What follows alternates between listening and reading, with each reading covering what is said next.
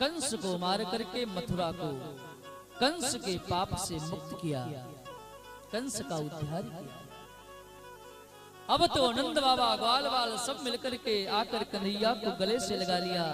लाला मैं तो डर सा गया था, लेकिन लाला ठीक हुआ तुमने इस पापी राक्षस को मार दिया। और मथुरा वालों ने रोते हुए कहा, कन्हैया आज तूने मुझे एक ऐसे पापी राजा से मुक्त किया है कि जिसके लिए हम तेरे ऋण को चुका नहीं सकते, तुझे भूल नहीं सकते। कन्हैया कन्हैया के नाम की जय जयकार करते हैं, घोष करते हैं। तुरंत वहां के मंत्रियों ने कहा, महाराज आपने मथुरा के राज्य को जीता है तो हम निवेदन करेंगे कि आप मथुरा पे राज्य करिए। कन्हैया ने कहा, सबसे पहले भगवान कृष्ण सबके साथ में जाते हैं।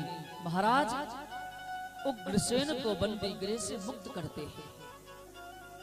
उग्रसेन को प्रणाम किया, नाना जी आपका ये कान्हैया आपको प्रणाम करता है। उग्रसेन महाराज ने कन्हैया को देख करके हृदय से लगा लिया और उग्रसेन महाराज ने कहा, कन्हैया ऐसा नियम है कि जो राज्य को जीतता है राज्य उसी का होता है, वही राज्य करने का अधिकारी होता है, इसलिए तुम राज गादी को संभालो। उग्रसेन से कन्हैया ने कहा, नाना जी गद्दी पर तो आप ही बैठेंगे, लेकिन राज्य संभालने की बात तो आपका आज्ञा उल्लंघन नहीं करूंगा। आज से मथुरा का हर कार्यभार मैं अपने ऊपर लेकर के करूंगा। उसके बाद में तुरंत वसुदेव जी महाराज और मैया देवकी को जाकर के बंधन गृह से मुक्त करते हैं। महाराज वसुदेव ने मैया देवकी ने देखा, जिस छोटे से लाला को जन्मते ही प्रसूति का भवन से नंद बाबा के भवन में पहुंचा दिया गया था, आज वो लाला 11 वर्ष पर मिला है।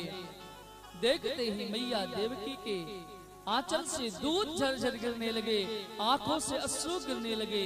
कन्हैया को दाऊ को हृदय से लगा लिया, लाला तुझे देखे हुए कितने दिन व्यतीत हो गए, ऐसा लगता है कन्हैया मुझे पुनः जीवन मिला है। भगवान ने माता पिता को प्रणाम किया और कहा, मां तेरी तो ही याद में मैं हमेशा रहता था। दोनों को मुक्त करा करके स्नान करा करके सुंदर भोजन कराते हैं, स्वयं भोजन करते हैं। नंद बाबा और ग्वालों ने कहा, कन्हैया अच्छा अब हो गया मिलना जुलना, अब चल। कन्हैया ने हाथ जोड़ करके कहा, बाबा जी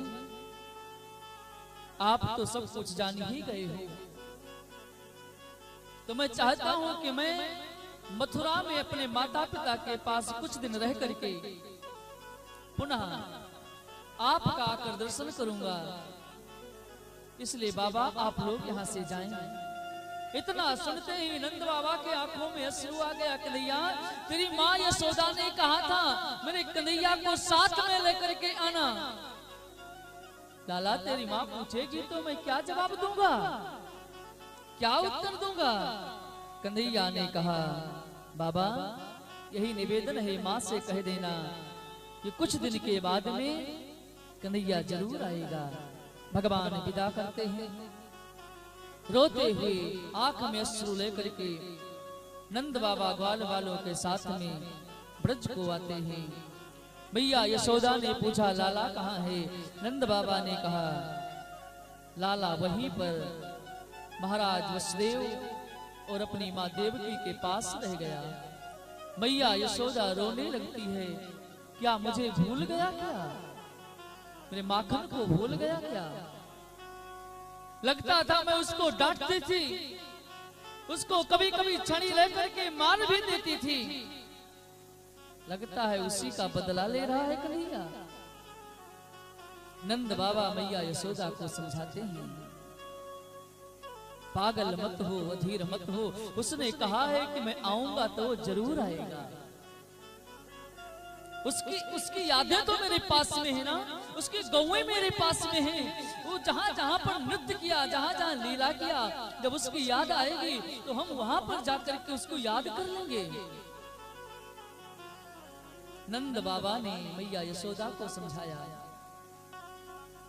और इधर